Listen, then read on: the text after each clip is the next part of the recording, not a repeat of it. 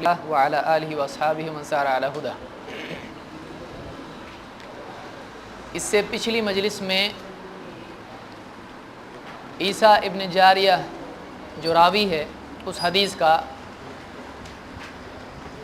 جس میں جابر ابن عبداللہ رضی اللہ تعالیٰ عنہ سے اللہ کے نبی صلی اللہ علیہ وسلم کی روایت مروی ہے کہ اللہ کے رسول صلی اللہ علیہ وسلم نے جو نماز پڑھی تھی ان راتوں میں جن میں آپ نے صحابہ کی امامت کی تھی تراویح کی نماز میں، ان کی تعداد کیا تھی، کیا عدد تھا رکعات کا، تو اس سلسلے میں 11 رکعات جابر بن عبداللہ رضی اللہ تعالیٰ سے مروی ہیں۔ اس بارے میں اقوال ہم دیکھ چکے ہیں کہ عیسیٰ ابن جاریہ پر جو بھی جرحیں تھیں، اس سلسلے میں آخری قول ابن حجر کا فیہ لین، اس راوی میں کمزوری ہے، نرمی ہے۔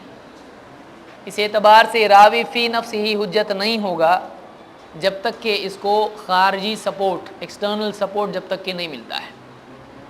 کسی اور سند سے اگر حدیث آتی ہے جو اس راوی کی روایت کی تائید کرتی ہو، تب جا کر یہ روایت متابعات میں یا شواہد میں مقبول ہو سکتی ہے۔ اور جیسا کہ میں نے بتایا کہ عائشہ رضی اللہ تعالیٰ عنہ کی جو حدیث ہے، جس کو امام البخاری مسلم دونوں نے روایت کیا ہے، وہ حدیث اس حدیث کی شاہد ہے، اس کو بھی یاد رکھیں۔ متابع کہتے ہیں ایک ہی صحابی سے کئی راوی روایت کرتے ہوں تو ایک ہی صحابی کے نام سے آنے والی مختلف سندوں سے روایات کو ایک دوسرے کے متابعات کہتے ہیں۔ لیکن اگر ایک ہی واقعہ، ایک ہی بات کئی صحابہ سے آتی ہو الگ الگ سندوں سے، تو ان کو ایک دوسرے کے لیے شواہد کہتے ہیں، ایک کو دوسرے کا شاہد کہتے ہیں۔ یہ فرق ہے۔ تو یہاں پر جابر ابن عبداللہ رضی اللہ تعالیٰ عنہ کی حدیث کے لیے عائشہ رضی اللہ تعالیٰ عنہ کی قوی ترین حدیث شاہد ہے۔ دونوں سے ایک ہی بات معلوم ہوتی ہے کہ رمضان میں آپ نے 11 رکعت پڑھی۔ یہی بات کس سے ثابت ہوتا ہے؟ عائشہ رضی اللہ تعالیٰ کی حدیث سے۔ اور چونکہ اس میں انفرادی یا اجتماعی کا کوئی ذکر نہیں ہے، اس لیے اس کو عموم پر محمول کیا جائے گا۔ عام ہے، وہ رمضان غیر رمضان میں 11 پڑھتے تھے، تو چاہے جماعت سے پڑھیں بغیر جماعت کے پڑھیں، تو حضرت عائشہ کی روایت اس کے لیے سپورٹ بنتی ہیں۔ یہ ہمارا قاعدہ ہے، ہم کہتے ہیں کہ سپورٹ چاہیے۔ آئیے دیکھتے ہیں دوسرے علماء کیا کہتے ہیں۔ وہ تو سپورٹ کی بھی ضرورت محسوس نہیں کرتے ہیں۔ مثال کے طور پر ابن حجر رحمۃ اللہ علیہ، ابن حجر العسقلانی نے اپنی کتاب فتح الباری میں کہا، بل المراد به ابی ابن کعب کما اخرجہ ابو یعلا باسناد حسن من روایت عیسیٰ ابن جاریہ وہو بالجیم عن جابر۔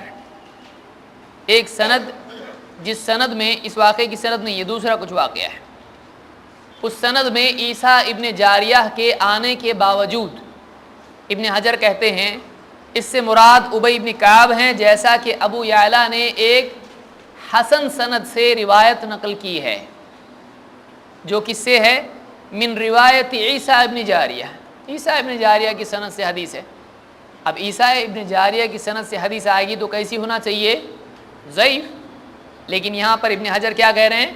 باسناد حسن، کہ یہ روایت کیسی ہے؟ حسن درجے کی ہے۔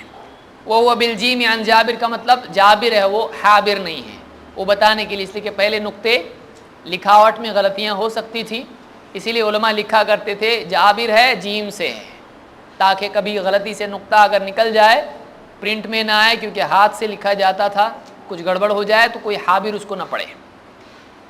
فتح الباری میں ابن حجر نے کہا ہے۔ امام الذہبی نے اپنی کتاب میزان میں اس کو ذکر کیا ہے، میزان الاعتدال۔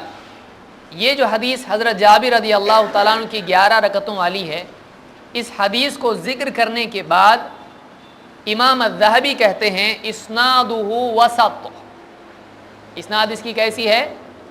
یعنی اوسط درجے کی ہے، یعنی ایسی سند ہے جو نہ بہت قوی ہے نہ ضعیف ہے، بلکہ کیسی ہے؟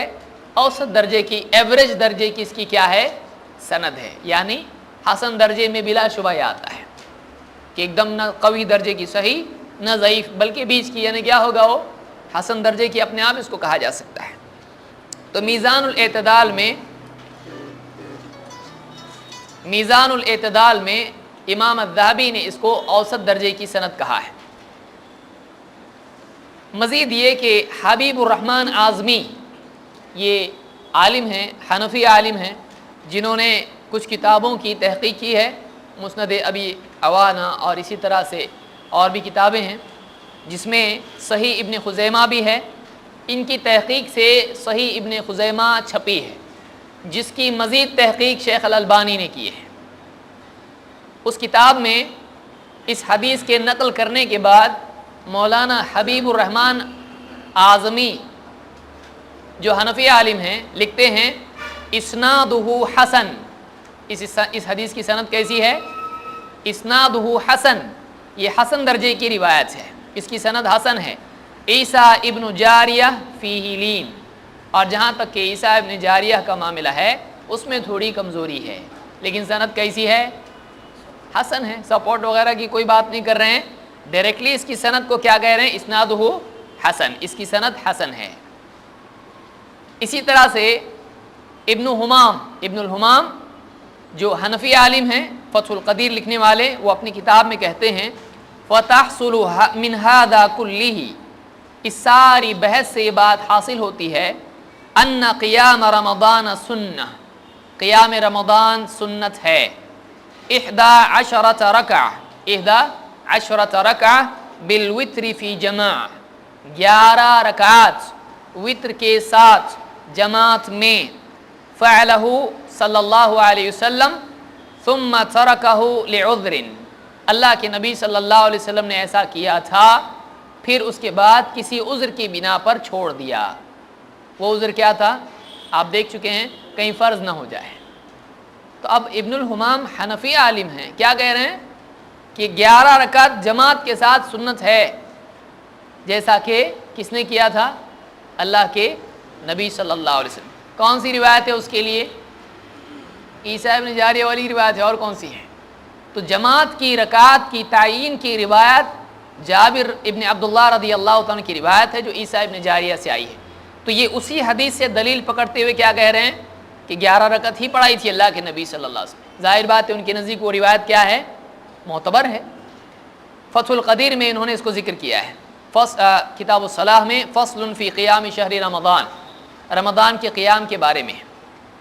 احمد ابن محمد ابن اسماعیل الطحاوی الحنفی کہتے ہیں اپنی کتاب جو مراق الفلاح، ایک فقہ کی کتاب ہے حنفی فقہ کی، اس کے حاشیے میں، حاشیہ الطحتاوی، طحتاوی کا جو حاشیہ اس پر، اس میں یہ لکھا ہوا ہے، کہتے ہیں والجماعۃ سنۃ فیہا ایضا، تراویح کی نماز میں جماعت سنت ہے، لیکن علی الکفایہ، لیکن ہر ایک پر سنت لازم نہیں ہے کہ پڑھے ہی، بلکہ کیا ہے، کچھ لوگ اگر جماعت قائم کریں تو کفایت ہو جاتی ہے۔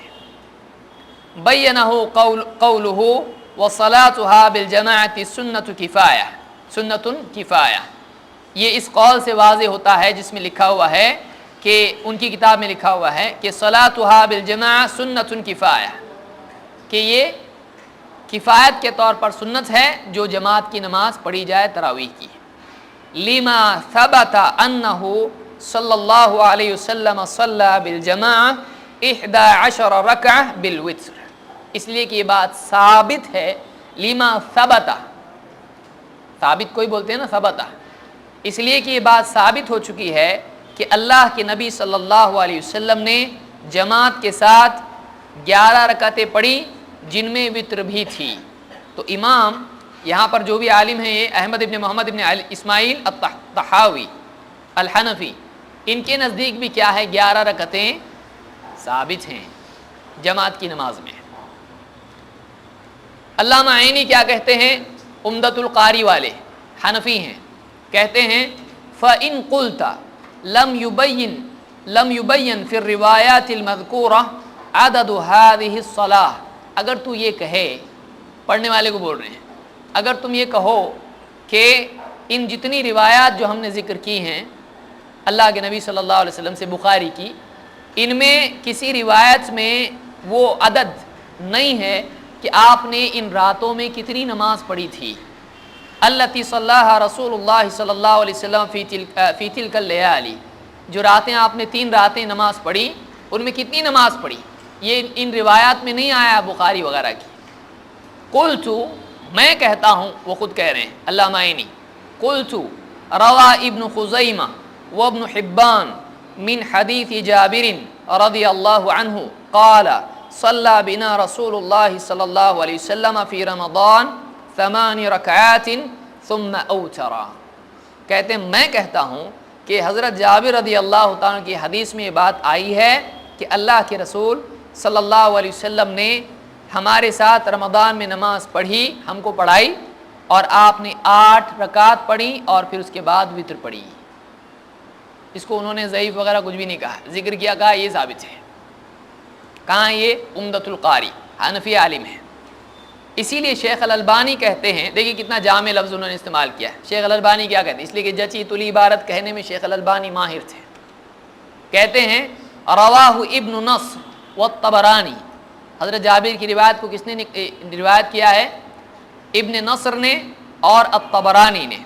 وسندہ حسن بما قبلہ، اور یہ سند کیا ہے؟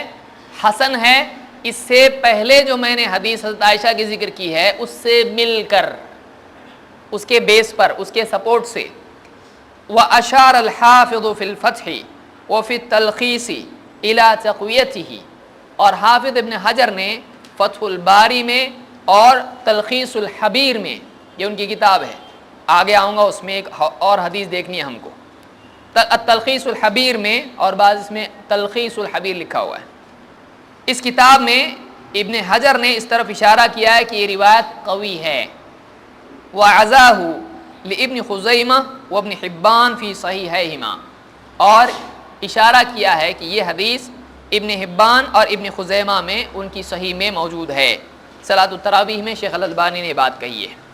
آئیے دیکھتے ہیں ابن حجر کیا کہتے ہیں، واقعی ان کا جملہ کیا ہے۔ وہ کہتے ہیں، ابن حجر کہتے ہیں وَلَمْ أَرَ فِي شَيْءٍ مِّن طُرُقِهِ بیان عدد صلاته فی تلک اللیالی، یعنی میں نے ان طرق میں بخاری وغیرہ کے کسی بھی طریق میں نہیں پایا کہ اس میں ذکر ہو اللہ کے نبی صلی اللہ علیہ وسلم کی نماز کا کہ آپ نے کتنی رکعات پڑھائیں، بخاری وغیرہ میں نہیں ہے ان 3 راتوں میں آپ نے کتنی نماز پڑھائی۔ لیکن روا ابن خزیمہ وابن حبان من حدیث جابر، لیکن ابن خزیمہ اور ابن حبان نے حدیث جابر سے روایت کیا ہے، قال صلی بنا رسول اللہ صلی اللہ علیہ وسلم فی رمضان، انہوں نے کہا کہ اللہ کے رسول صلی اللہ علیہ وسلم نے ہم کو رمضان میں نماز پڑھائی 8 رکعات ثم اوتر، 8 رکعتیں پھر آپ نے وتر پڑھی۔ ابن حجر کا قاعدہ ہے جو انہوں نے اپنے مقدمے میں ذکر کیا ہے، فتح الباری پوری کتاب ہے بخاری کی شرح، اس سے پہلے ان کی ایک مختصر کتاب ہے ہدی الساری، تو یہ مقدمہ علی فتح الباری، تو یہ مقدمہ ہے، ایک فرسٹ والیوم ہے اس کا، 14 جلدیں فتح الباری کی، اس میں ایک جلد ہے جو پہلی جلد ہے جس میں انہوں نے بہت ساری باتیں پہلے بتا رہا ہوں سنو اس طرح سے لکھی ہیں۔ تو اس میں انہوں نے ایک بات یہ کہی ہے کہ میں اپنی اس کتاب میں جو بھی حدیثیں ضمناً ذکر کروں گا ان میں میرا قاعدہ یہ ہوگا کہ یا تو وہ حدیثیں صحیح ہوں گی یا تو حسن ہوں گی، اور اگر ضعیف ہوگی تو بتاؤں گا، میں نہیں بتایا تو کیا سمجھنا، حسن ہے یا صحیح ہے۔ یہاں پر انہوں نے بتایا اور کچھ نہیں بول رہے ہیں آگے، تو اس کا مطلب کم سے کم ابن حجر کے نزدیک یہ روایت کیا ہے، حسن درجے کی ہے۔ تو ہم اکیلے ہیں جو اس کو حسن کہہ رہے ہیں؟ نہیں، ہم سے پہلے ہیں جو علی الاطلاق اس کو حسن کہہ رہے ہیں، ہم تو شواہد میں حسن کہہ رہے ہیں، ہم تو تھوڑا نیچے لے کے حسن کہہ رہے ہیں، لیکن اتنے سارے علماء ہیں جنہوں نے اس حدیث کو ذکر کیا تو انہوں نے سب نے کیا کہا، حسن ہے، یہ نہیں کہا سپورٹ سے حسن ہے، بلکہ یہ کہا کہ یہ خود حسن ہے۔ تو اس سے یہ بات معلوم ہوئی فتح الباری میں انہوں نے بات کہی ہے کتاب التہجد کے ضمن میں حدیث نمبر 1129 پر۔ تو یہاں پر ایک بات یہ معلوم ہوئی کہ جابر رضی اللہ تعالیٰ عنہ نے جو روایت بیان کی ہے وہ حضرت عائشہ رضی اللہ تعالیٰ عنہ کی روایت سے مل کر کیا ہو جاتی ہے؟ حسن ہو جاتی ہے۔ اب آئیے آگے بڑھتے ہیں، اس کی ٹکر پہ ایک اور روایت ہے،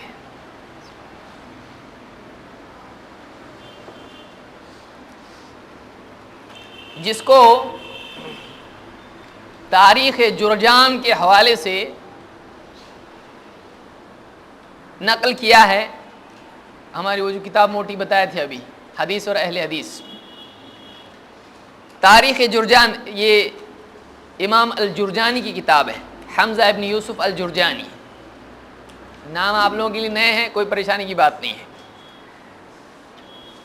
یہ اپنی سند سے اس روایت کو نقل کرتے ہیں، میں ابھی سندیں چھوڑتا چلا جاؤں گا اس لیے کہ ہمارے پاس وقت کم ہے، لیکن اس کا مطلب یہ نہیں کہ آپ کے پاس لکھی ہوئی نہیں ہے، لکھی ہوئی ہے، تو سندیں میں چھوڑوں گا اور اس میں اشارہ کروں گا کہ راوی کون ہے، تو آپ نوٹس میں دیکھ سکتے ہیں اس لوگ کو ان سندوں میں ان راویوں کو انڈر لائن بھی کیا گیا ہے تاکہ آپ کو ڈھونڈنے میں پریشانی نہیں ہو۔ عن جابر بن عبد الله قال خرج النبي صلى الله عليه وسلم ذات ليلة في رمضان فصلى الناس 24 ركعة وأوتر بثلاثة۔ تاریخ جرجان حدیث نمبر 556 کہتے ہیں کہ جابر بن عبداللہ رضی اللہ عنہ ہی کی روایت ہے کہ اللہ کے رسول صلی اللہ علیہ وسلم ایک رات رمضان میں باہر تشریف لائے اور ہم کو نماز پڑھائی 24 رکعتیں اور 3 وتر۔ اب یہ دلیل دینے والے کو سوچنا چاہیے کہ کیا دلیل دے رہا ہے، نعرہ 20 کا اور دلیل 24 نمبر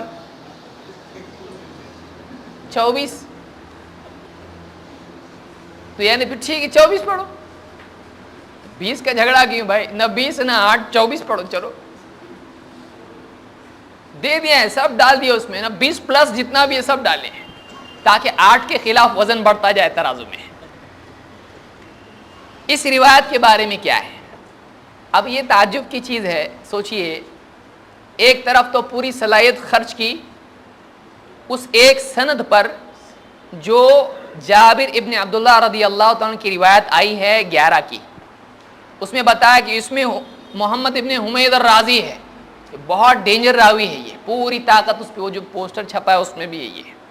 یہ بتانے کی کوشش کی ہے کہ اس سند کا پورا مدار گویا کہ محمد ابن حمید الرازی پر ہے، اس لیے یہ ضعیف ضعیف ضعیف جیسے طلاق دیتا نا آپ نے، تو پوری ضعیف بنا دیا اس کو ایک دم۔ لیکن یہاں نقل دوسرے عالم صاحب کر رہے ہیں اسی روایت کو 24 نمبر کے ساتھ میں، اور سند میں تھوڑا سا غور کر لیتے اس سند میں وہی راوی ہے جس کی پٹائی دوسری طرف کی ہے، تو وہی محمد ابن حمید الرازی جو اس سند میں آیا تھا 11 والی میں، جس کو ہم نے ذکر ہی نہیں کیا، ہم لیے ہی نہیں اس کو، ہم تو دوسری سند میں بتایا تھا آپ کو، یاد رکھیے نام، ان میں محمد ابن حمید الرازی نہیں آ رہا ہے، ابن خزیمہ کی سند میں نے ذکر کی تھی، اب یہاں آ رہا ہے لیکن اس کو پیش کر دیا۔ یہ کون سا قاعدہ ہے کہ اگر اپنے سپورٹ میں آئے تو وہ راوی چل جاتا اپنا ہی نا، اور اگر دوسرے کے ہوں تو انہیں بہت ڈینجر آدمی ہے، یہ کون سا قاعدہ ہے؟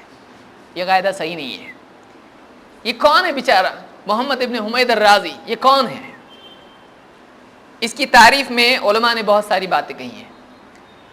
امام الذہبی کہتے ہیں محمد ابن حمید الرازی الحافظ وثقہ جماع والاولا ترکہ۔ محمد ابن حمید الرازی کیا ہے؟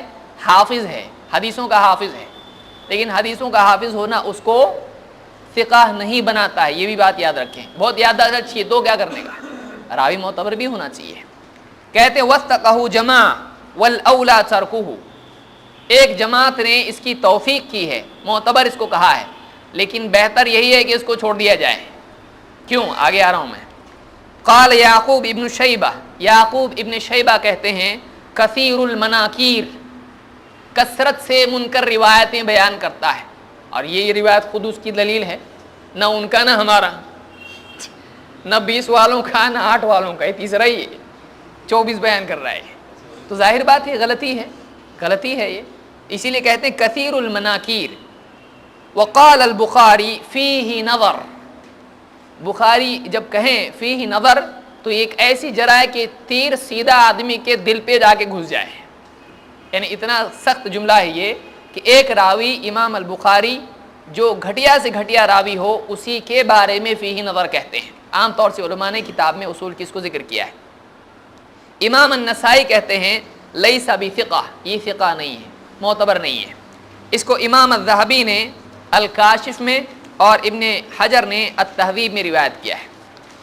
اسی طرح سے ابو القاسم کہتے ہیں التہذیب ہی میں ہی، تہذیب التہذیب ابن حجر کی کتاب ہے، راویوں کے بارے میں 4 جلدوں میں ہے اور کتب ستہ کے راویوں کا تذکرہ اس میں ہے.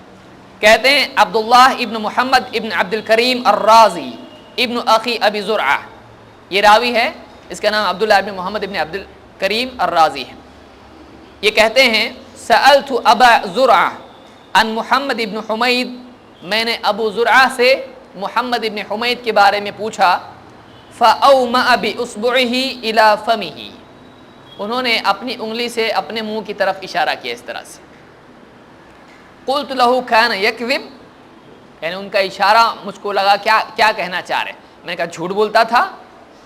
یعنی آپ یوں کریں، یعنی منہ سے بہت سارے محدثین یعنی بولنا پسند نہیں کرتے تھے کہ اس کے بارے میں ہم بات بھی پسند نہیں کرتے ہیں، اشارے سے بول دیتے تھے. تو انہوں نے اشارے سے منہ کی طرف اشارہ کیا انگلی سے. تو انہوں نے پوچھا، مطلب جھوٹ بولتا تھا ویریفائی کرنے کے لیے. فقال برأسه نعم، سر سے کیا کہا؟ اشارے سے کہا ہاں.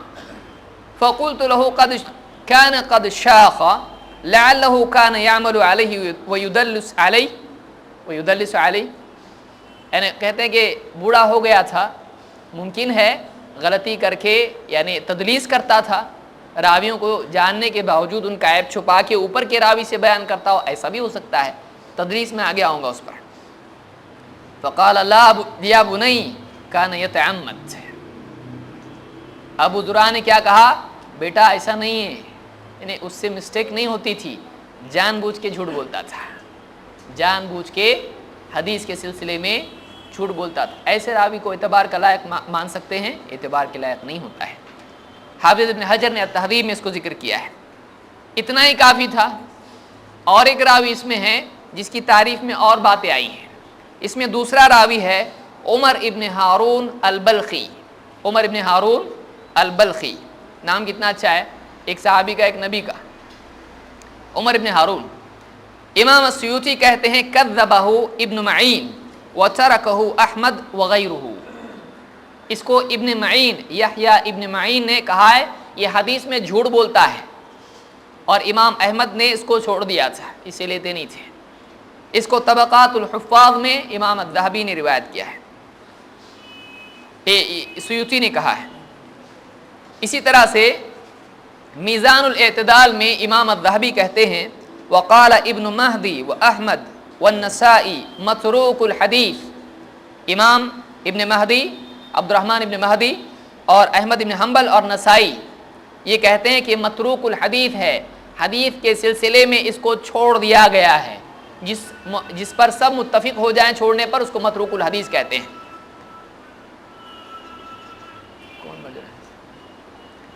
امام یحییٰ ابن معین کہتے ہیں کذاب خبیث. کیا کہتے ہیں یحییٰ ابن معین؟ کذاب، ایک نمبر کا جھوٹا ہے، خبیث ہے کہیں کا. امام ابو داؤد کہتے ہیں غیر ثقہ، یہ معتبر نہیں ہے.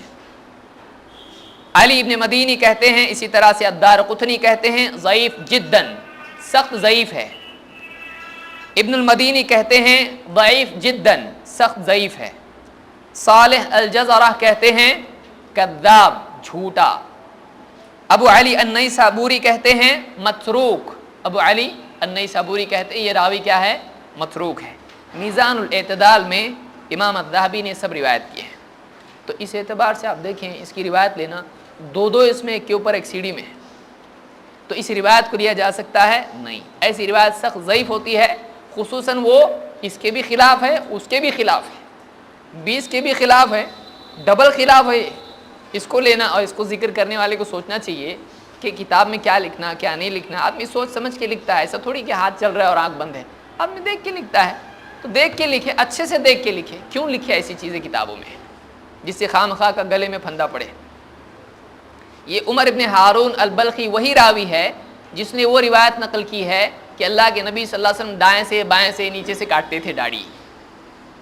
یہ وہی راوی ہے جس روایت میں داڑھی کاٹنے کا ذکر ہے، یہ وہی راوی ہے، اسی راوی نے وہ روایت نقل کی ہے. ایک روایت وہ جو تراویح کا جو بڑا پرچہ لال رنگ کا ہے، ہرا یاد نہیں مجھ کو، لال ہے، تو اس پرچے میں جو روایات ذکر کی گئی ہیں اس میں ایک جگہ خیانت ہے، کیسی خیانت آئی ہے. اس میں نقل کیا گیا ہے کہ ایک روایت ہے تلخیص الحبیر میں، التلخیص الحبیر میں ایک روایت ہے، کیسی ہے وہ؟ انہ صلی بالناس، انہ صلی اللہ علیہ وسلم صلی بالناس 20 رکعتا لیلتین، اللہ کے نبی صلی اللہ علیہ وسلم نے صحابہ کو نماز پڑھائی، لوگوں کو نماز پڑھائی 20 رکعتیں 2 راتوں میں. فلما کان فی اللیلۃ الثالثہ، جب تیسری رات آئی، اجتمع الناس فلم یخرج الیہم، لوگ جمع ہوئے لیکن آپ لوگوں کے پاس باہر تشریف نہیں لائے.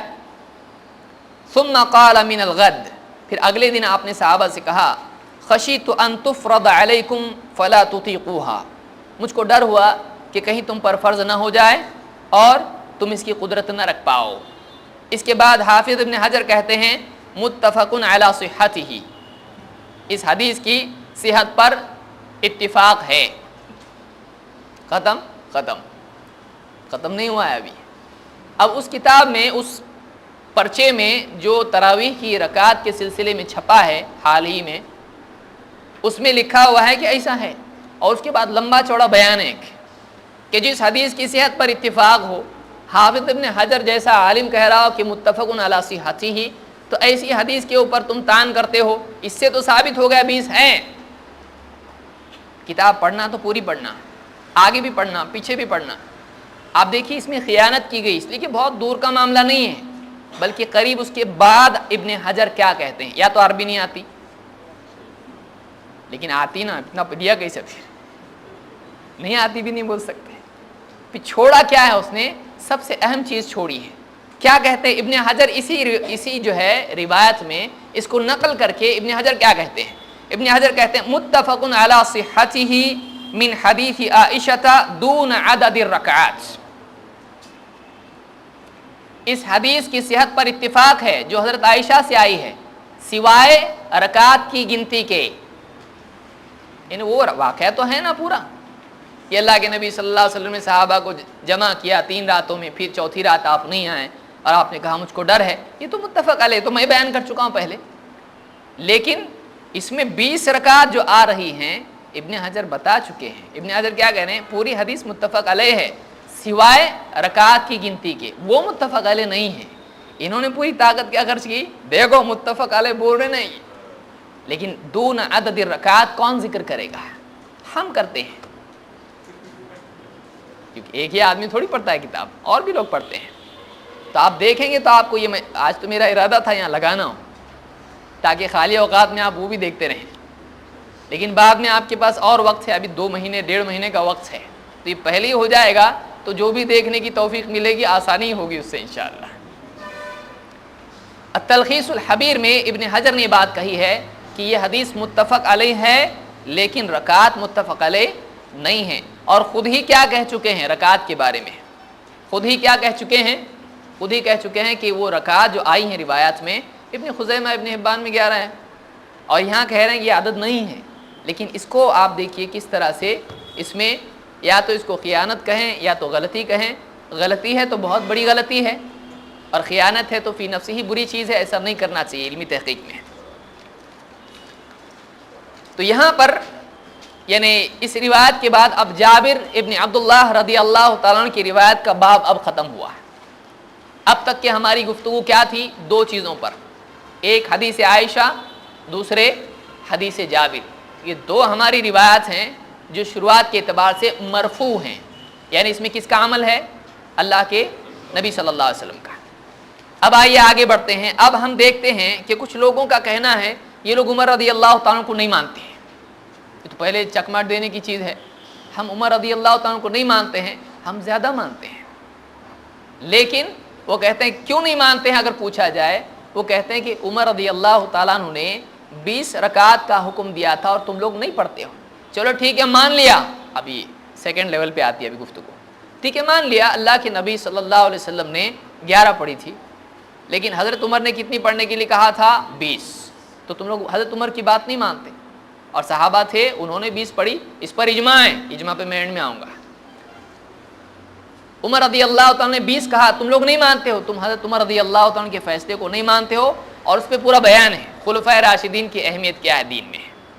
اس پوسٹر میں خلفائے راشدین کی، ان کو یہ نہیں معلوم حضرت عمر قرات کا بھی حکم دیتے تھے امام کے پیچھے پڑھنے کا. پچھلے درس میں آپ دیکھ چکے ہو نماز کے 10 مسائل میں حضرت عمر رضی اللہ تعالیٰ نے کہا کہ امام قرات کر رہا ہوں، میں قرات کر رہا ہوں تو بھی میرے پیچھے پڑھ.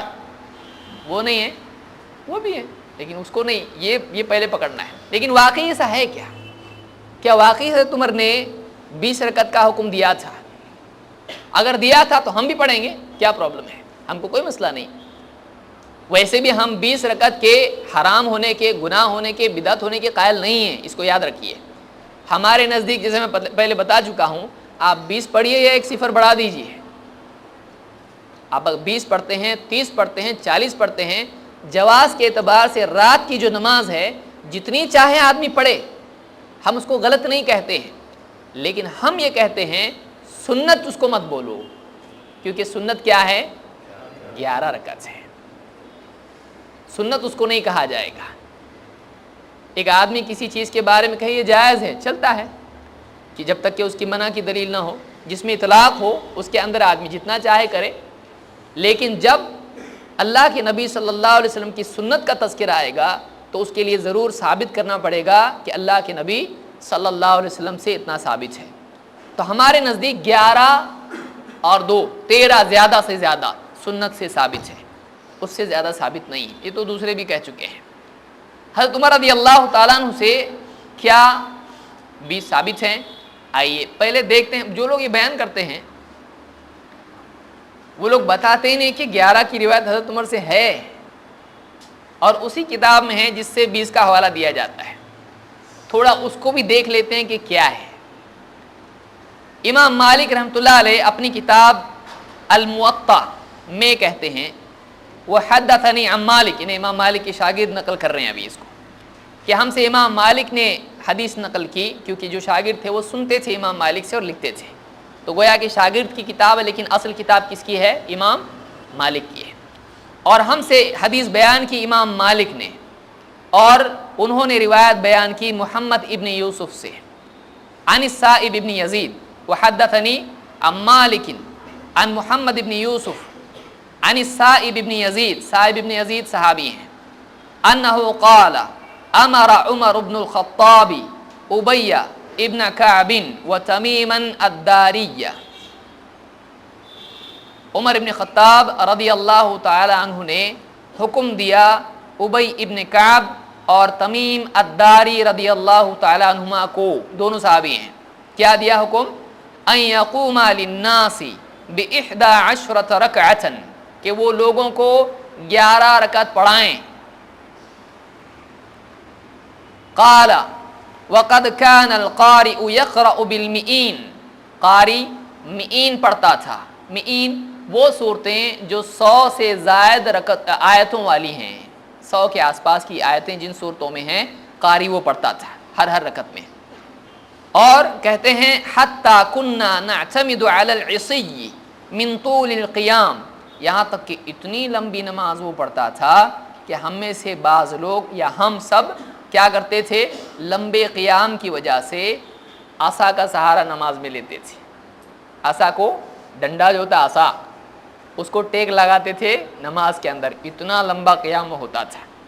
وما كنا ننصرف الا في فروع الفجر، اور ہم لوٹتے تھے تو فجر کے ایک دم کنارے پہ پہنچتے تھے. تہجد کہاں گئی؟ تہجد پڑھتے تھے کہاں؟ کیا پڑھتے تھے؟ 2 نمازیں ہیں نا ایک رات میں. یہ تو بیچارے کہاں پہنچتے تھے؟ تو یہ کون سی نماز؟ یا تو پھر یہ تہجد ہے. کیا ہے؟ یہ تراویح کی نماز ہے. اور یہ اتنی لمبی پڑھتے تھے کہ فجر کے قریب قریب الا فی فروع الفجر، بعض روایت میں بزوغ الفجر، کہ وہ فجر کے قریب ایک دم گھر کو پہنچتے تھے، یعنی اتنی لمبی نماز ہوتی تھی. تو تہجد کے لیے تو وقت ہی نہیں رہا. اگر ہوتی 2 نمازیں تو ان کو اور ٹائم دیا جاتا، جیسے جمعہ میں ہمارے 4 سنت کو دیتے ہیں. وہ 4 سنت ثابت ہے؟ نہیں ثابت ہے. ابن ماجہ کی روایت ہے اور وہ بھی جھوٹی ہے. اس میں 3 ڈینجر راوی ہیں. ابھی وقت نہیں ہے اور نہ اس کو ہم ذکر کرتے ہیں. تو یہاں پر اس روایت سے معلوم ہوا کہ عمر رضی اللہ تعالیٰ عنہ نے 2 صحابیوں کو 11 رکعت کا حکم دیا، اور وہ بہت لمبی نماز پڑھاتے تھے، یہاں تک کہ لوگوں کو عصا کا سہارا لینا پڑتا تھا. اور لمبی اس سے بھی ثابت ہوتا ہے کہ پہنچتے کب تھے گھر کو؟ صبح کے ایک دم قریب. تو تہجد کا ذکر بھی اس میں نہیں آ سکتا ہے کیونکہ موقع ہی نہیں اس کا. تو ان کے نزدیک تھی ہی نہیں، یہی تہجد تھی ان کے نزدیک اور یہی تراویح تھی. اس روایت پر اعتراضات کیا ہیں؟ اعتراض ہر چیز پہ ہوتا ہے تو دیکھ لینا چاہیے.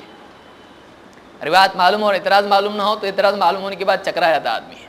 تو پہلے دیکھ لیں. ابن عبد البر بڑے علماء میں سے ہیں، کہتے ہیں اپنی کتاب الاستذکار میں، ولا اعلم احدا قال في هذا الحديث 11 ركعة غير مالك والله اعلم. میں نہیں جانتا کہ کسی نے اس روایت میں امام مالک کے سوا 11 رکعت کا ذکر کیا ہو. یعنی امام مالک کے سوا 11 کوئی بھی نہیں بولتا ہے، اللہ بہتر جانتا ہے. اس کے بعد کیا بول رہے ہیں؟ واللہ اعلم. الا انه يحتمل ان يكون القيام في اول ما عمل به عمر ب11 ركعة ثم خفف عليهم طول القيام ونقلهم الى 21 ركعة. کہتے ہیں یہ، لیکن یہ اس میں گنجائش نکل سکتی ہے کہ یوں کہا جائے کہ عمر رضی اللہ تعالیٰ عنہ نے پہلے 11 کا حکم دیا، پھر لوگوں کے لیے یہ بڑی بھاری ہونے لگی تو ان کی آسانی کے لیے انہوں نے کہا ٹھیک ہے 21 میں 21 رکعت پڑھا کرو. یعنی جتنا قرآن تم 11 میں پڑھتے ہو تو بہت لمبی رکعت ہونے سے بہت تکلیف ہوتی ہے، ٹھیک ہے ایک کام کرو، کیا کرو، رکعت بڑھا دو اور چھوٹی چھوٹی رکعت پڑھو، اس میں کم کم قرات کرو. تو یہ ہو سکتا ہے. کیا کہہ رہے ہیں؟ ہو سکتا ہے ایسا. یہ ابن عبد البر کہہ رہے ہیں. لیکن یہ کب ہو سکتا ہے؟ جب 21 ثابت ہو. 21 ثابت ہوگی تو ہو سکتا ہے نا. پہلے وہ دیکھیں گے ثابت ہے کہ نہیں، آئیں گے اس پہ بھی ہم لوگ. اور کہتے ہیں کہ یخففون فیہا القراءۃ ویزیدون فی الرکوع والسجود. کہتے ہیں کہ پھر اس کے بعد وہ کیا کرتے تھے؟ قرات میں ہلکا پن کرتے تھے، تھوڑی قرات کرتے تھے اور رکوع اور سجود زیادہ کرتے تھے، یعنی رکعت بڑھا دی اور قرات گھٹا دی ہر رکعت میں. یہ ایسا ہو سکتا ہے. الا، لیکن پھر بھی کہتے ہیں الا ان الاغلب عندي في 11 ركعة الوهم والله اعلم. کیا کہہ رہے ہیں؟ لیکن میرے نزدیک غالب یہی ہے، مجھ کو زیادہ کر کے یہی لگتا ہے کہ امام مالک کو اس میں وہم ہو گیا ہے، امام مالک کی مسٹیک ہے. کیا مسٹیک ہے؟ انہوں نے 11 بول دیے، ایکچولی ہے کتنا؟ وہ 21. کون بول رہا ہے یہ؟ ابن عبد البر. 2 جگہ واللہ عالم کہا ہے، اللہ بہتر جانتا ہے. اور انہوں نے کیا کہا؟ ولا اعلم احدا قال في هذا الحديث. 11 کسی نے کہا میرے علم میں نہیں ہے. نہیں ہے تو نہیں ہے، اب دیکھیں علم میں آ جائے گا. دیکھیے کون کہتا. اب اس کا انکار ہم کرنے سے پہلے ایک حنفی عالم کا ہی قول میں ذکر کرتا ہوں کہ ہم انکار کریں تو کوئی بولے گا ہاں تو بڑے عالم کو زیادہ سمجھتا ہے کہ تم کو سمجھتا ہے. ٹھیک ہے، ان کو نہیں ملی تم کو ملی، ایسا اعتراض کوئی کر سکتا ہے. ٹھیک ہے، ہم ایک حنفی عالم ہی کا قول ذکر کرتے ہیں. آثار السنن بلوغ المرام کے مقابلے میں لکھی گئی ایک کتاب ہے. ایک حنفی عالم ہے، ان کا نام ہے محمد ابن علی النیموی. یہ نام یاد رکھیے، بار بار آئے گا یہ نیموی. یہ حنفی ہیں اور مضبوط حنفی ہیں. ان کی اس کتاب کا جواب اہل حدیث عالم عبد الرحمن مبارک پوری رحمۃ اللہ علیہ نے دیا ہے، ابکار المنن اس نام سے. یہ جواب میں ہے کس کے؟ آثار السنن کے. اس میں جو غلطیاں انہوں نے کی اس کا جواب انہوں نے دیا ہے. الحمدللہ جواب موجود رہتا ہے ہمیشہ، اور کم سے کم منیمم ایک رہتا ہے. یہاں پر آثار السنن میں نیموی کہتے ہیں ما قالہ ابن عبد البر، جو ابن عبد البر نے کہا ہے من وہم مالک، کہ امام مالک کو وہم ہو گیا، فغلط جدا، یہ بہت غلط بات بول رہے ہیں. ہم کہہ رہے ہیں ابن عبد البر کے قول کو کون غلط کہہ رہا ہے؟ نیموی کہہ رہے ہیں۔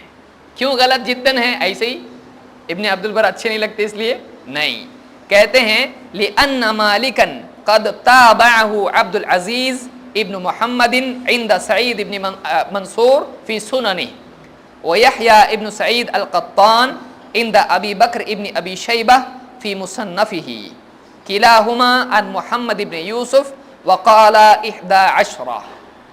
اب بتائیے، وہ کہتے ہیں کہ امام مالک کے سوا کسی نے روایت نہیں کیا، 11 کو کون کہہ رہا ہے؟ ابن عبد البر۔ ابن عبد البر وہ بر نہیں ہے، نیکی کا بندہ ہو جائے گا، بر نیکی کو کہتے ہیں، ابن عبد البر ہو گیا تو نیکی کا بندہ، بر کا مطلب احسان کرنے والا اللہ، اس کا بندہ، دونوں میں فرق ہوتا ہے۔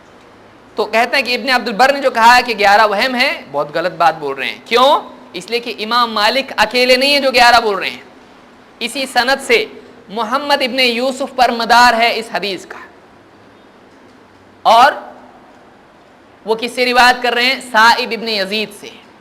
سائب ابن یزید کون ہیں؟ صحابی ہیں۔ محمد ابن یوسف کون ہیں؟ ان کے نواسے ہیں، گھر کا آدمی ہے، گھر کی بات زیادہ جانتا ہے۔ تو سائب ابن یزید کے نواسے کون ہیں؟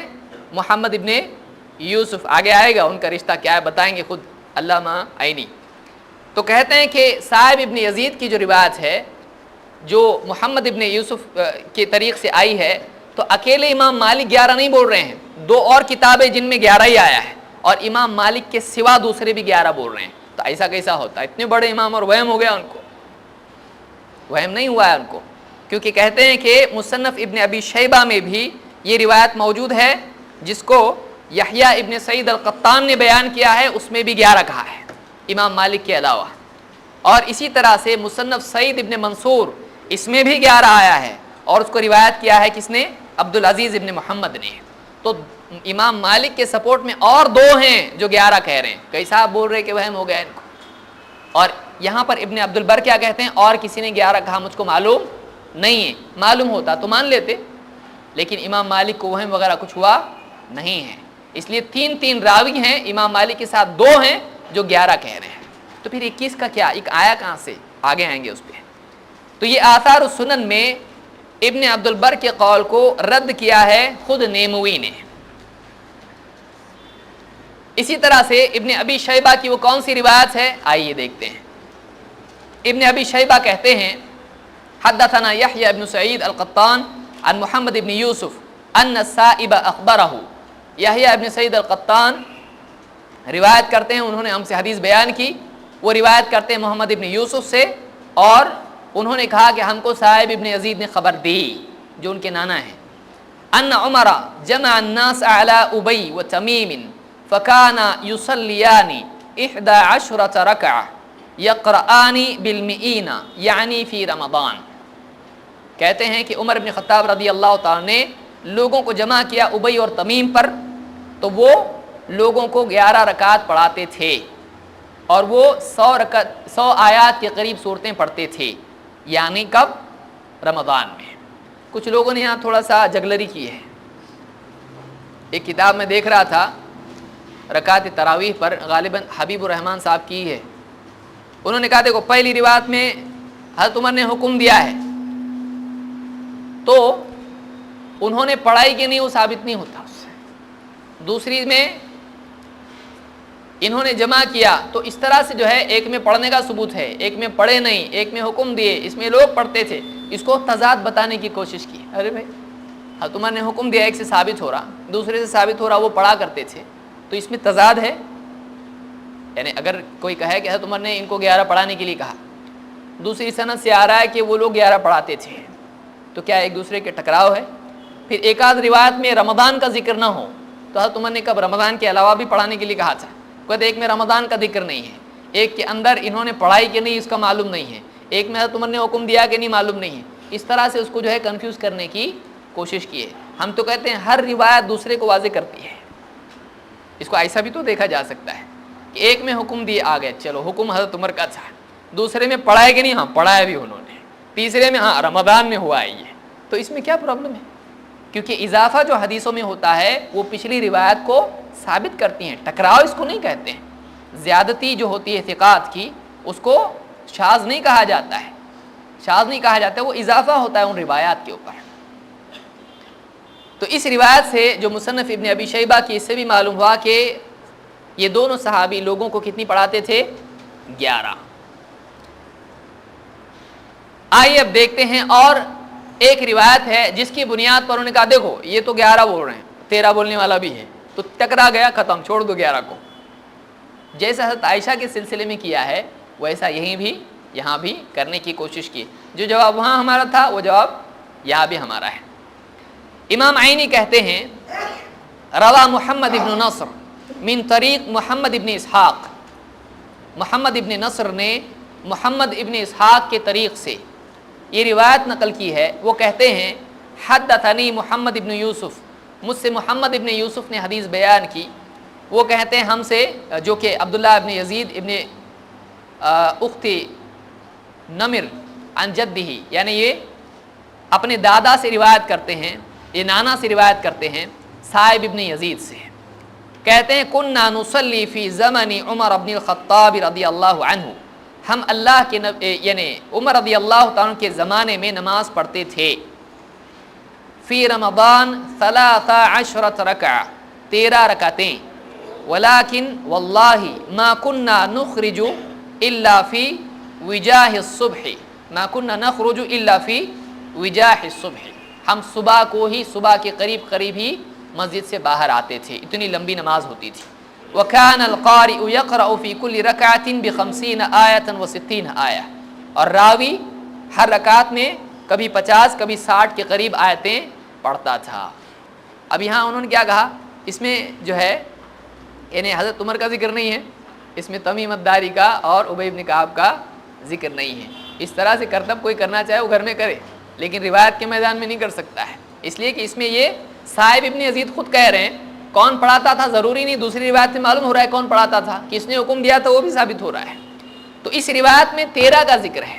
بعض حنفی علماء نے خود کہا ہے کہ 13 کیسی ہیں، اس میں جیسے عمدۃ القاری وغیرہ میں کہا ہے، یا غالباً علامہ انور شاہ کشمیری نے کہا ہے کہ جو 13 ہیں یہ عشاء کی سنت کے ساتھ بھی ممکن ہے، اور ہم کہتے ہیں کہ عشاء کی سنت نہ بھی ہو تو بھی 13 ممکن ہے کہ پہلی 2 ہلکی پڑھی ہوں جیسے اللہ کے نبی صلی اللہ علیہ وسلم پڑھتے تھے، اور اس کے بعد میں 11 پڑھی ہوں، کوئی پرابلم نہیں، آج بھی کوئی پڑھے تو کوئی حرج نہیں ہے۔ لیکن عام یعنی معظم روایات کیا آئی ہیں 11 کی، اس اعتبار سے عام طور سے علماء نے 11 کا عدد اختیار کیا ہے، 13 بھی کوئی پڑھے کوئی حرج نہیں۔ اسی لیے رئیس الاحرار صاحب نے یہی کہا ہے کہ 13 بھی چلتا ہے، کوئی مسئلہ نہیں ہے۔ رئیس احمد ندوی جو ہیں انہوں نے کہا، اس جواب میں پورے اس میں لکھا ہے، انہوں نے کہا 13 سے ہم کو جھگڑا ہی نہیں ہے، جیسے اللہ کے نبی صلی اللہ علیہ وسلم سے 11 بھی آیا اور 13 بھی، تو یہاں بھی ویسے ہی کیا جیسے حضرت عمر نے کیا، آپ صلی اللہ علیہ وسلم سے جو ثابت تھا وہ انہوں نے بھی کیا، کوئی مسئلہ نہیں ہے۔ عمدۃ القاری میں علامہ عینی نے یہ اثر ذکر کیا ہے محمد ابن اسحاق کا۔ محمد ابن اسحاق کون ہیں؟ صاحب المغازی ہیں، ان کے بارے میں الزام یہ ہے یہ مدلس ہیں، لیکن یہاں پر انہوں نے کیا کہا ہے، حدثنی، مجھ سے حدیث بیان کی، تو اس سے تدلیس کا مسئلہ بھی نہیں ہے، تدلیس پہ میں آ رہا ہوں۔ ابن اسحاق لوگ کہتے ہیں کہ امت میں کوئی بھی نہیں جو 11 بولتا ہو، ابن اسحاق خود کہتے ہیں، جو اس حدیث کے راوی ہیں وہ خود کیا کہتے ہیں، ما سمعت فی ذلک حدیثا وهو اثبت عندي ولا احرى بان يكون من حدیث السائب، میرے نزدیک اس باب میں نے جتنی حدیثیں سنی ہیں اس میں میرے نزدیک سب سے زیادہ ثابت اور سب سے زیادہ عمل کرنے کے لائق اگر کوئی چیز ہے تو وہ حضرت صاحب ابن یزید کی روایت ہے۔ کیسے؟ وذلك ان صلاة رسول اللہ صلی اللہ علیہ وسلم كانت من اللیل 13 رکعہ، اس لیے کہ اللہ کے نبی صلی اللہ علیہ وسلم کی رات کی نماز کتنی تھی؟ 13 رکعت تھی۔ تو اس کے ایک قائل تو بہت پہلے 1000 سال سے بھی پہلے مل گئے کہ انہوں نے کیا کہا ہے، کتنی رکعت ہیں؟ 13 رکعت۔ یہ بولتے پوری امت میں کوئی بولنے والا ہی نہیں ہے، تو سننے والا ہو تو بولنے والا معلوم پڑے گا، سننے کے لیے تیار نہیں ہے۔ عمدۃ القاری میں، اور یہ بھی نہیں کہ ہماری کوئی تو بھی جو ہے انگلینڈ میں کوئی، مصر میں کوئی کہیں کتاب رکھی ہوئی ہو اس میں سے ہم بتا رہے ہیں، یہ انہی کی کتاب ہے۔ یہ عمدۃ القاری کس کی ہے؟ یہ علامہ عینی کی کتاب ہے۔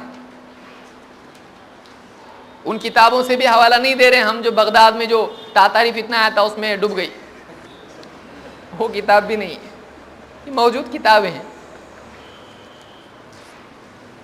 امام السیوطی کیا کہتے ہیں اپنی کتاب المصابیح فی صلاۃ التراویح میں کہتے ہیں لیکن فی الموطا وفی سعید فی مصنف سعید ابن منصور بسند فی غایت الصحہ عن الصائب ابن یزید 11 رکعہ.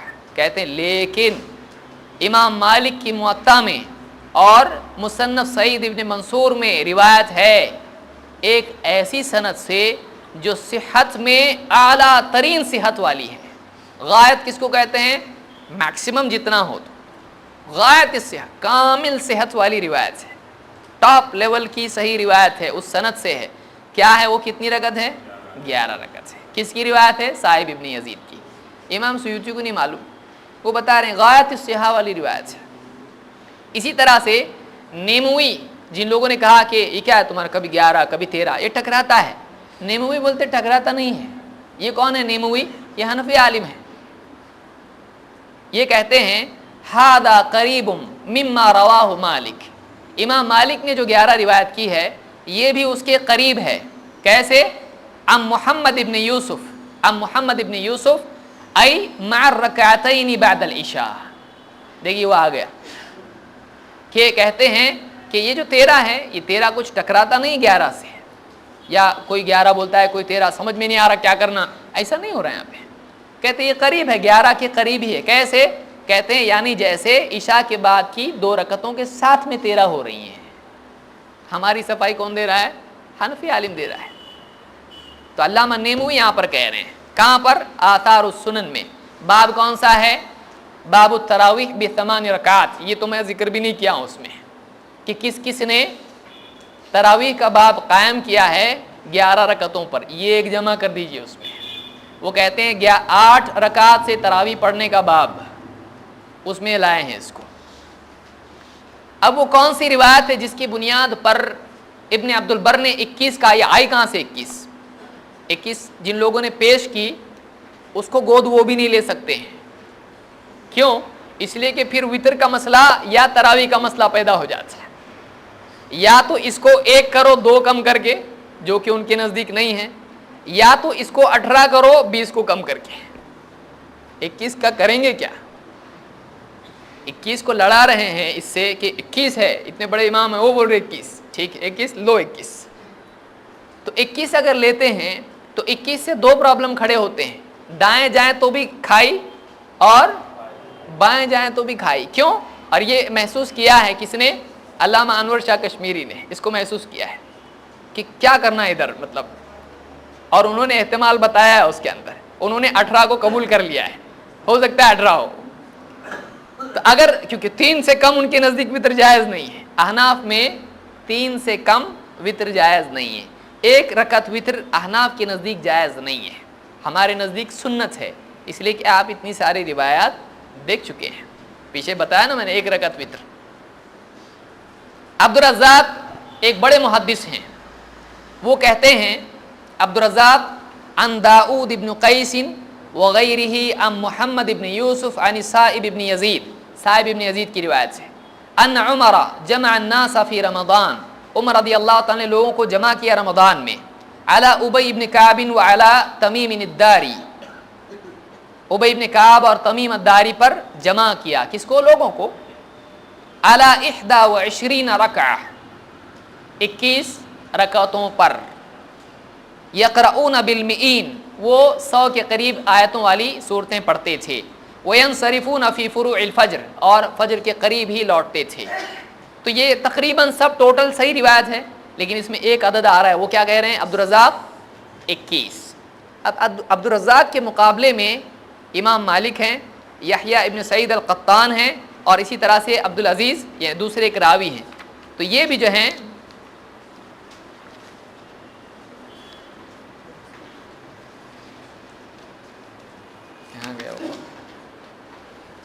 عبد العزیز ابن محمد ہیں.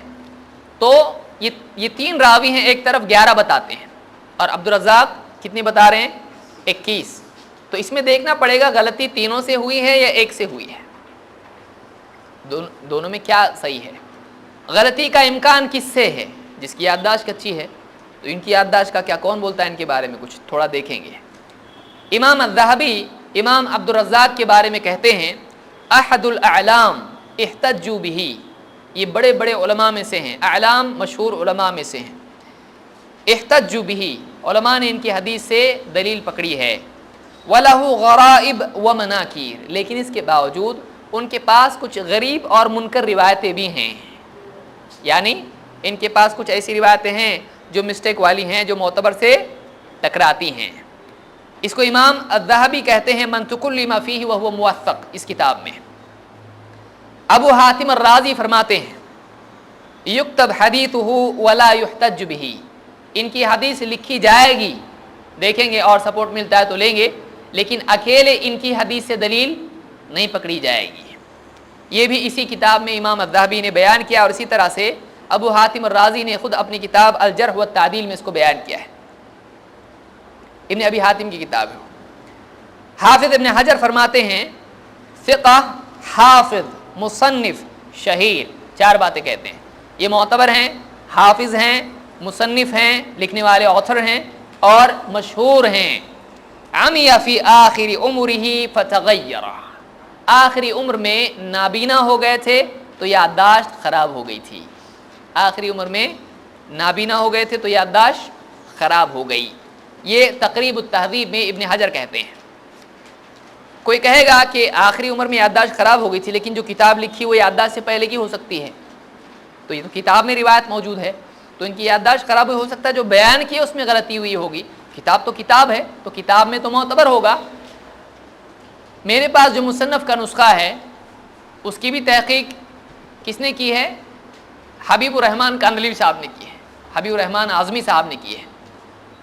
اس میں شروع میں جو اس کا مخطوطہ ذکر کی ہے، مخطوطہ کس کو کہتے ہیں؟ ہاتھ سے لکھے ہوئے نسخوں کا فوٹو ذکر کرتے ہیں علماء، اس کو بتاتے ہیں، اس کا پرنٹ، اس میں مصنف کس نے روایت کی ہے، مصنف آئی کہاں سے، یعنی امام عبدالرزاق نے لکھ کے کہا لو میری کتاب، نہیں، عام طور سے ایسا نہیں ہوتا تھا۔ محدثین کی کتابیں ایسی ہوتی تھیں کہ وہ اپنے شاگردوں کو املا کرتے تھے، بیان کرتے تھے، ایک کے بعد ایک حدیثیں شاگرد لکھتے جاتے تھے، اور جب وہ مکمل ہو جاتی تھی تو پھر وہ کتاب ان کی کتاب کہلاتی تھی۔ اسی لیے امام مالک کی کتاب آپ دیکھیں تو اس میں آپ کو ملے گا حدثنی عن مالک، امام مالک سے ہم کو حدیث ملی، تو امام مالک کیسے لکھیں گے ایسا؟ امام مالک کا شاگرد لکھ رہا ہے، لیکن چونکہ اصل روایت امام مالک نے ڈکٹیٹ کیا ہے، اس لیے وہ کتاب کس کی ہے؟ امام مالک کی ہے۔ اسی طرح سے امام الطحاوی کی کتاب دیکھیں شرح معانی الآثار، یا امام محمد کی کتاب آپ دیکھیں الموطا، اس میں بھی ایسے ہی دکھائی دیتا ہے کہ لکھنے والے کا خود نام آتا ہے کہ فلاں نے کہا ایسا ہے۔ سمجھ میں آ رہا ہے؟ تو مصنف عبدالرزاق یہ جو کتاب ہے،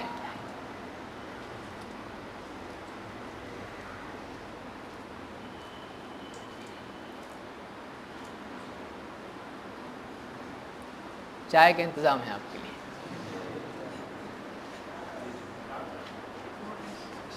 پانچ منٹ میں اس کو یا چائے پی لیجئے، چلیے، کیونکہ 4 بجے جو ہے 4:15 کو اذان ہے، تو 5 منٹ میں چائے پئیں گے، اتنا کہ چائے کم گھونٹ میں پی لیں گے، کیونکہ یہ مکمل کرنا ضروری ہے۔ امام عبدالرزاق سے جس نے مصنف عبدالرزاق نقل کی ہے وہ شاگرد کون ہے؟ یہ شاگرد الدبری ہے۔ الدبری، اس کو دبری نہ لکھیں، دبر کے معنی پچھلا حصہ ہوتا ہے، دبر، وہ دبری ہے۔ اسی نسخے میں جو میرے پاس ہے کتابی شکل میں، اس میں لکھا ہوا ہے اخبرنا ابو سعید احمد ابن محمد ابن زیاد ابن بشر الاعرابی قال حدثنا ابو یعقوب اسحاق ابن ابراہیم الدبری قال اخبرنا عبدالرزاق۔ تو عبدالرزاق سے یہ جو کتاب آئی ہے یہ دبری ہی کے طریق سے آئی ہے، سمجھ میں آئی بات؟ تو دبری نے یہ کتاب روایت کی ہے امام عبدالرزاق سے۔ آئیے دونوں کے بارے میں دیکھتے ہیں کیا ہے۔ ایک تو عبدالرزاق کے بارے میں آپ دیکھ چکے ہیں، دوسرے یہ کتاب عبدالرزاق رحمۃ اللہ علیہ کی یادداشت کے خراب ہونے سے پہلے لی گئی ہے یا بعد میں، اس کے بارے میں کیا ہے۔ ابراہیم الحربی فرماتے ہیں کتاب میں خطیب البغدادی کی الکفایہ فی علم الروایہ، الکفایہ فی علم الروایہ، مات عبد الرزاق وللدبری 6 سنین او 7 سنین۔ عبدالرزاق رحمۃ اللہ علیہ کا انتقال ہوا اور دبری کی عمر اس وقت میں 6 یا 7 سال کی تھی. 6 سال کی یہ نقل کرنے والے حضرت کتنی عمر تھی ان کی؟ 6 سال یا 7 سال.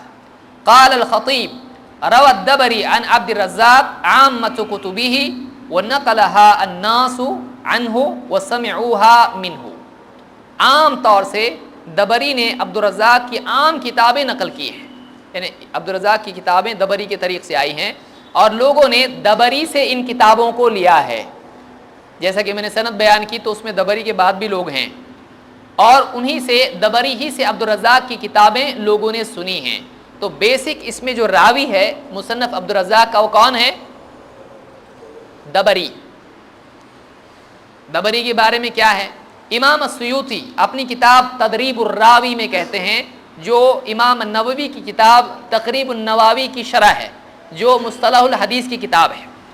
امام السیوطی کہتے ہیں والظاہر ان الذین سمع منہم الطبرانی فی رحلته الى صنعاء من اصحاب عبد الرزاق كلهم سمع منه بعد التغیر وهم 4.